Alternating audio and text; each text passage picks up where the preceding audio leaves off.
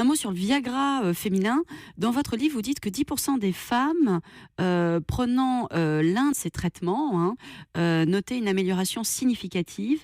C'est quoi exactement le Viagra féminin? Pourquoi est-ce qu'on en parle si peu par rapport au regard, en tout cas, du Viagra masculin? D'abord, c'est issu de travaux, d'études cliniques récentes.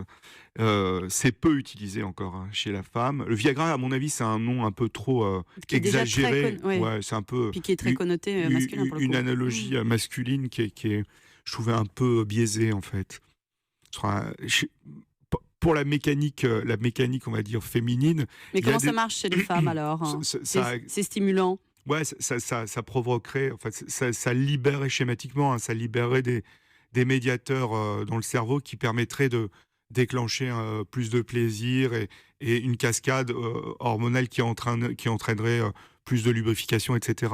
Vous dites ça au conditionnel parce que c'est pas Si, avéré? si, mais il faut encore d'autres études sur cette question. Il y a encore d'autres, il y a Mais aussi c'est d'autres. pour ça qu'on en parle si peu alors? Je pense. Je pense. Il y a d'autres molécules qui sont en cours aussi d'études, mais il n'y a rien qui est sorti. Mais parce que Euh, donc c'est pas encore tout à fait au point, parce que finalement c'est un marché encore, parce que finalement il y a encore un tabou, on va en reparler tout à l'heure sur la sexualité des femmes, ou ça a été. parce que c'est moins mécanique et apparent que chez les hommes Probablement, oui, il y a cette question de moins apparent. Il y a aussi cette question de moins visible que chez les hommes. Les hommes où c'est très mécanique, enfin, ce serait Hmm. trématique, schématique avec une érection pour une érection. Là, il y a d'autres facteurs qui entrent en jeu. Et puis les études, il faut faire d'autres études, même si la molécule a été approuvée en l'occurrence par les autorités américaines, il faut d'autres études.